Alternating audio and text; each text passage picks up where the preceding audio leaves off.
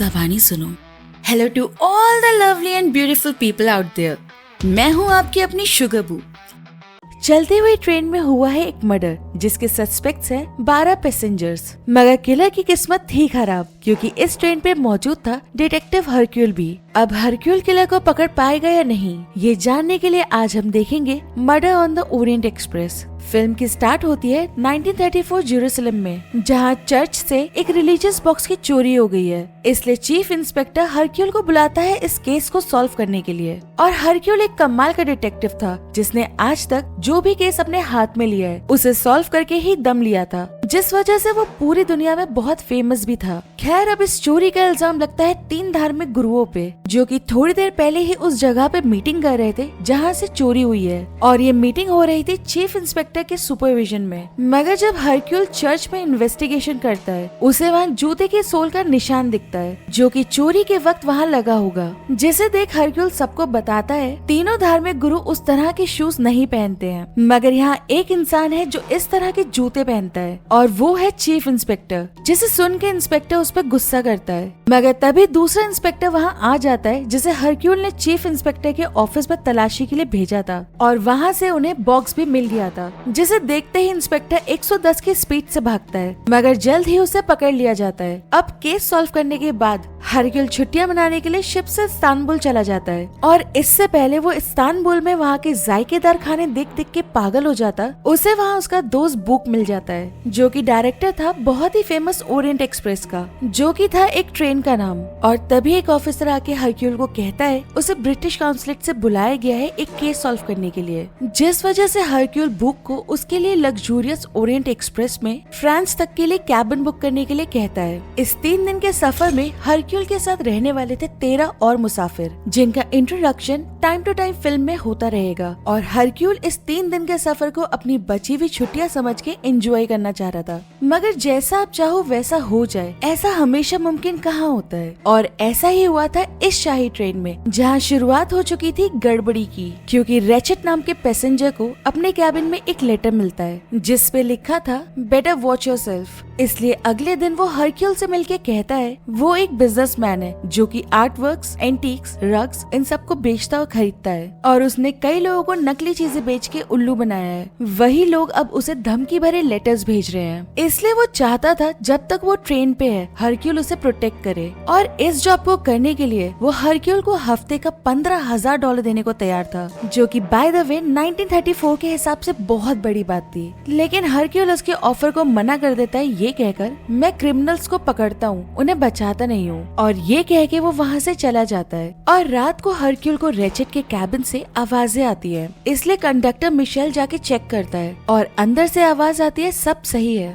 जिसके बाद हरक्यूल वापस जाके लेट जाता है और एक बार फिर उसे आवाज आती है। और अब की बार जब वो बाहर आता है उसे एक औरत गाउन में भागती हुई दिखती है, और तभी उसे कंडक्टर मिशेल भी दिखता है, जिसे देख वो वापस जाके सो जाता है। वहीं बाहर तूफान की वजह से पहाड़ से बर्फ नीचे गिर जाती है, जिस वजह से उनकी ट्रेन ट्रैक से उतर जाती है। अब इससे किसी को चोट तो नहीं लगी थी, मगर उनकी ट्रेन वहीं फंस जाती है। और बुक उन सबको कहता है अगर अगले 2 घंटे और 10 मिनट में हम अगले स्टेशन पे नहीं पहुँचे तो वहाँ से एक टीम निकल जाएगी हमें बचाने के लिए। जिसके बाद रेचेट का बटलर एडवर्ड उसके लिए ब्रेकफास्ट लेके जाता है, मगर अंदर से डोर नहीं खुलता, जिसे देख हरक्यूल को शक होता है और वो एडवर्ड को डॉक्टर आर्बुटनॉट और बुक को फॉर्म बुलाने के लिए कहता है। जिसके बाद वो कंपार्टमेंट का गेट खोलता है और डॉक्टर आर्बुटनॉट रेचेट को देख के कहता है किसी ने चाकू से 12 बार स्टेप करके उसे मार दिया है, और किलर ने ये सब कुछ रात के 12 से 2 के बीच में किया था। इसलिए अब बुक हरक्यूल को केस सॉल्व करने के लिए कहता है, मगर हरक्यूल उसे मना कर देता है क्योंकि 3 दिन में उसे लंदन पहुंच के भी एक केस सॉल्व करना था, और वो ये 3 दिन छुट्टी पे रहना चाहता था। जिसपे बुक उसे कहता है अगर केस तुमने सॉल्व नहीं किया तो पुलिस किसी को भी कल्प्रिट बना के केस क्लोज कर देगी। जिसे सुन के हरक्यूल केस सॉल्व करने के लिए मान जाता है, और अब वो सबसे एक एक करके इन्वेस्टिगेट करने वाला था।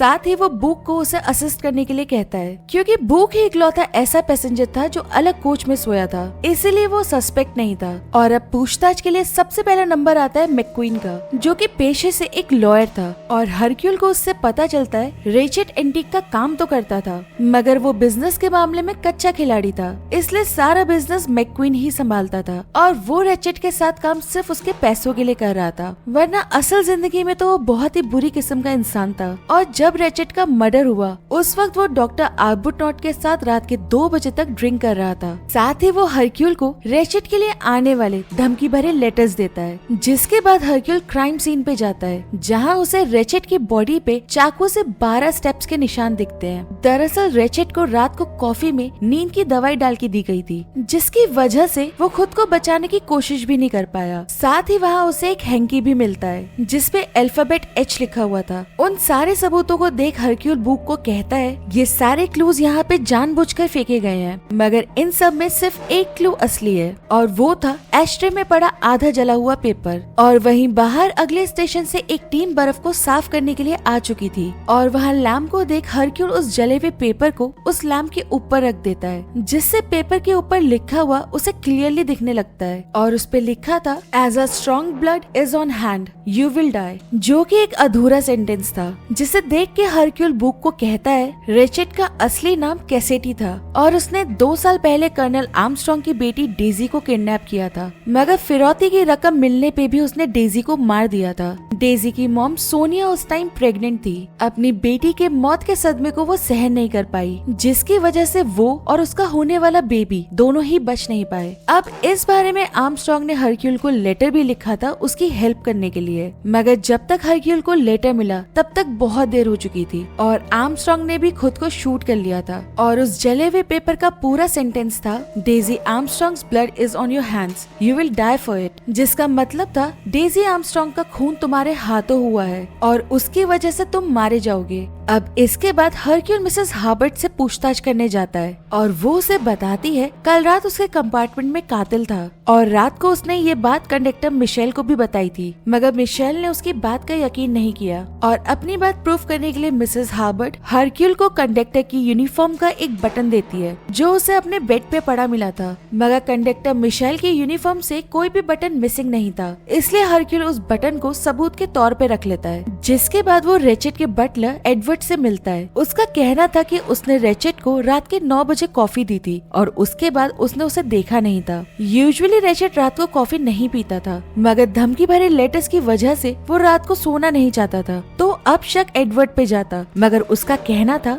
उसने कॉफी किचन से ऑर्डर की थी, और उसके लेने से पहले कोई भी उस पर नींद की दवाई डाल सकता था। और उससे बात करने के बाद हरक्यूल पिलार से जाके मिलता है, जो कि पेशे से एक मिशनरी वर्कर थी, और उसका कहना था रात 10:40 के अराउंड वो एस्प्रिन लेने मिसेस हार्बर्ट के पास गई थी, मगर मिसेस हार्बर्ट और रेचेट का कंपार्टमेंट साथ में था, जिस वजह से कंफ्यूजन में उसने रेचेट के कंपार्टमेंट का डोर खोल दिया था, जिस पे गुस्सा होकर रेचेट ने उसे गन दिखाई और वो वहाँ से चली गई थी। तो फिलहाल रेचेट को लास्ट टाइम जिंदा देखने वाली पिलार थी। साथ ही हरक्यूल पिलार के नकल्स पे पड़े निशानों से पहचान जाता है कि वो बॉक्सिंग भी करती है, जिसपे पिलार का कहना था वो कई खतरनाक सिटीज में जाती रहती है और खुद को प्रोटेक्ट करने के लिए उसने बॉक्सिंग सीखी है। अब इसके बाद हरक्यूल ऑस्ट्रियन प्रोफेसर हार्डमैन से मिलता है, जो कि लेक्चर के लिए ट्यूरिन जा रहा था, और जब वो मार्कस से मिलता है तो उसका कहना था बटलर एडवर्ड उसके साथ कंपार्टमेंट शेयर कर रहा है, और रात वो इसी कंपार्टमेंट में था। फिर हरक्यूल मैरी से मिलके पूछता है क्या डॉक्टर आर्बुटनॉट और उसके बीच कुछ चल रहा है। अब इस सवाल को सुन के मैरी चुप रहना प्रेफर करती है, जिसपे हरक्यूल उसे कहता है मैंने तुम दोनों को बात करते हुए सुना है, तुम उसे कह रही थी अभी नहीं, एक बार काम पूरा हो जाए फिर हमें किसी से डरने की जरूरत नहीं है। इस बात का क्या मतलब था, मगर मैरी अभी भी अपनी चुप्पी बनाए रखती है, जिस वजह से हरक्यूल को मैरी पे शक होता है। और इसके बाद हरक्यूल प्रिंसेस ड्रैगोमिरोफ से मिलता है, जिसका कहना था रात 12:45 के अराउंड उसकी हेल्प शिमित ने उसकी मसाज की थी, जिसके बाद वो सो गई थी। हरक्यूल उससे पूछता है कि कभी उसने आर्मस्ट्रॉन्ग आर्मस्ट्रॉन्ग केस के बारे में सुना हो, जिसे सुन के वो कहती है डेजी की ग्रैंड मदर मेरी फ्रेंड थी और इस हिसाब से डेजी मेरी भी ग्रैंड डॉटर थी, मगर आर्मस्ट्रॉन्ग केस से इस मर्डर का क्या लेना देना। जिसपे हरक्यूल उसे बताता है कल रात को जो आदमी मरा उसका असली नाम कैसेटी था, जिसने डेजी को मारा था।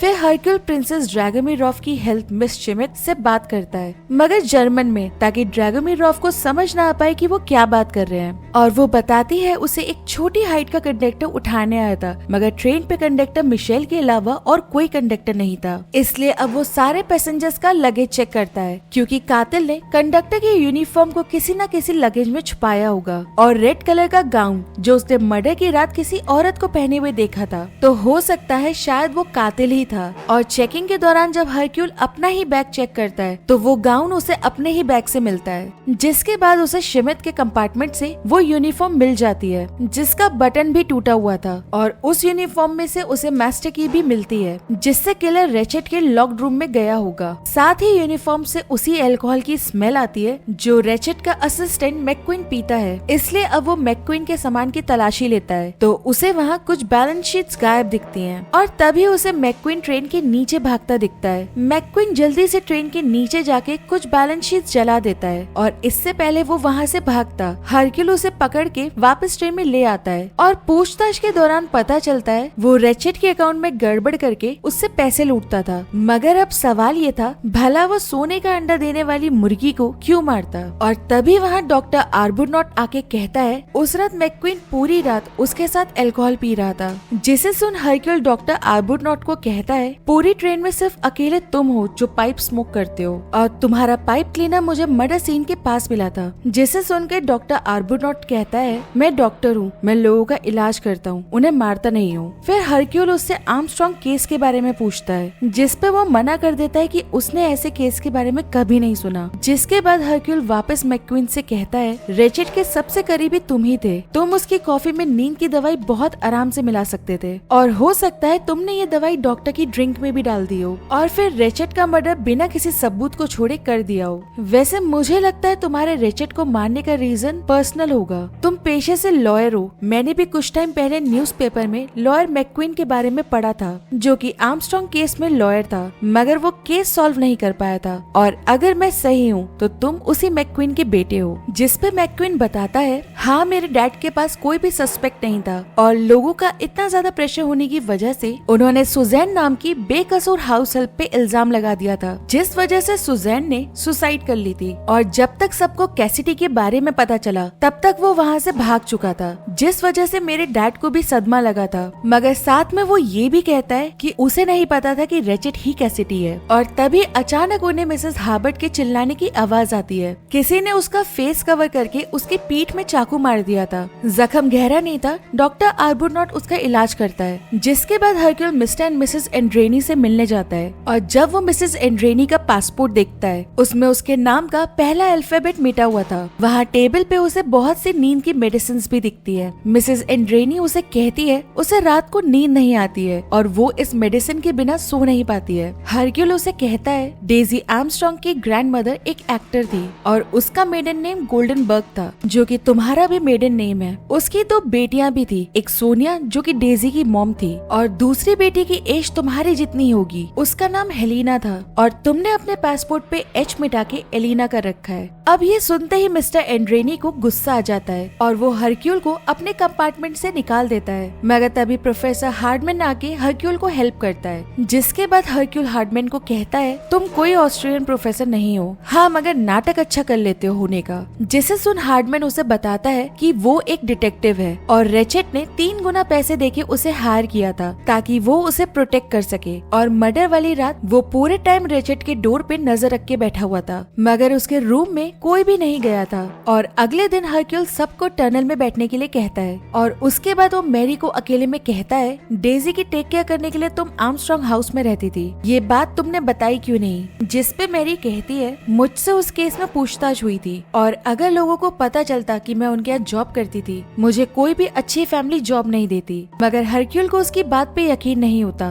और तभी डॉक्टर आर्बुनॉट हरक्यूल पे फायर करता है और गोली हरक्यूल के हाथ को छू के निकल जाती है। आर्बुनॉट कहता है मैरी ने कुछ नहीं किया है, कैसेटी को मैंने मारा था। दरअसल आर्बुनॉट आर्मी में था और कर्नल आर्मस्ट्रॉन्ग उसका बेस्ट फ्रेंड था और आर्मस्ट्रॉन्ग की वजह से उसे मेडिकल कॉलेज में एडमिशन मिला था। मगर कैसिडी की वजह से सब कुछ बर्बाद हो गया था और तभी हरक्यूल अपनी स्टिक से उसके हाथ की गन गिरा देता है और आर्बुटनॉट हरक्यूल का गला दबाने की कोशिश करता है और तभी बूक आके हरक्यूल को बचा लेता है। मगर कहानी तो अभी भी बाकी थी, इसलिए हरक्यूल पहुंच जाता है टनल में जहां सबके साथ आर्बुटनॉट भी बैठा हुआ था। आर्बुटनॉट एक शार्प शूटर था, तो इतनी क्लोज रेंज में वो हरक्यूल को मारते वक्त निशाना मिस कैसे कर सकता था। दरअसल वो कभी उसे मारना चाहता ही नहीं था और इस पूरी मर्डर मिस्ट्री के दो पहलू हो सकते थे, जिसमें से पहला पहलू था रेचेट के बहुत सारे दुश्मन थे और मर्डर होने से पहले वाले स्टेशन से किलर ट्रेन पे चढ़ा होगा और रेचेट को मार के वो भाग गया होगा। मगर इस थ्योरी में ज्यादा सेंस नहीं लग रहा, क्योंकि भागने वाला अपनी यूनिफॉर्म क्यों छुपाता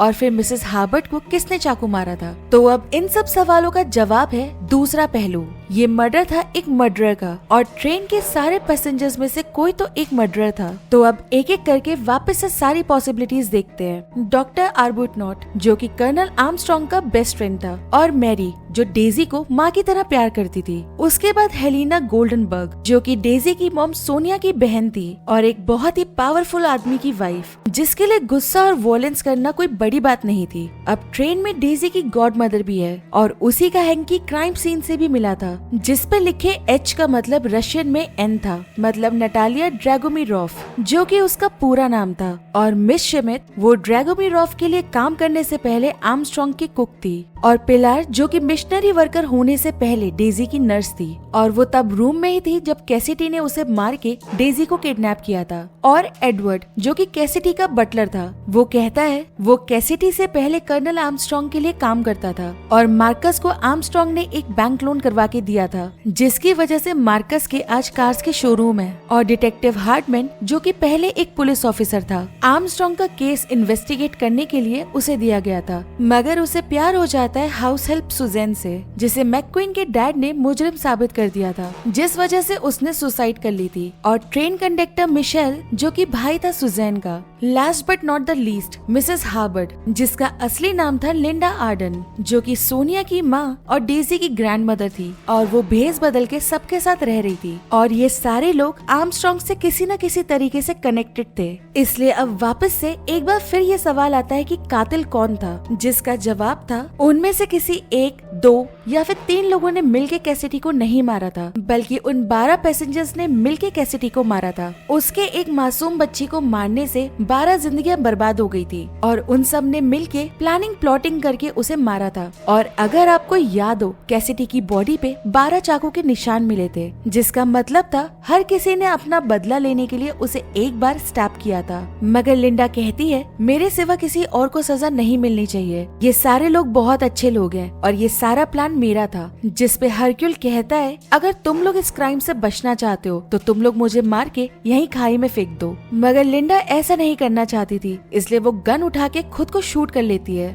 मगर गन में गोली नहीं थी। हरक्यूल ने ये सब कुछ उनकी अच्छाई देखने के लिए किया था। और वहीं ट्रेन भी वापस ट्रैक पे चढ़ चुकी थी और अगले स्टेशन पे पुलिस कैसिडी की बॉडी को ले जाती है। हरक्यूल ने पुलिस को अपनी पहली थ्योरी बताई थी कि ट्रेन में कातिल चढ़ा, उसने कैसिडी को मारा और उसके बाद वो भाग गया और अब उनमें से कोई भी कातिल नहीं था। हरक्यूल भी उसी स्टेशन पे उतर जाता है पुलिस के साथ बाकी फॉर्मेलिटीज पूरी करने के लिए और तभी उसे एक और केस का लेटर आता है। उसे लगता है ऑफिसर लंदन के केस की बात कर रहा है, मगर ऑफिसर कहता है ये उससे भी बड़ा केस है जो कि इजिप्ट में नाइल रिवर के पास हुआ है और वो बात कर रहा था death on the Nile movie की, जो कि नाइल रिवर वाले केस पे बेस्ड है। और चैनल पे आपको नेक्स्ट मूवी वही मिलने वाली है और इसी के साथ ये मूवी यहाँ पे खत्म हो जाती है। गाइस, अगर आपको एक्सप्लेनेशन अच्छा लग रहा है तो प्लीज सब्सक्राइब करके मेरी मेहनत को रिवॉर्ड करें।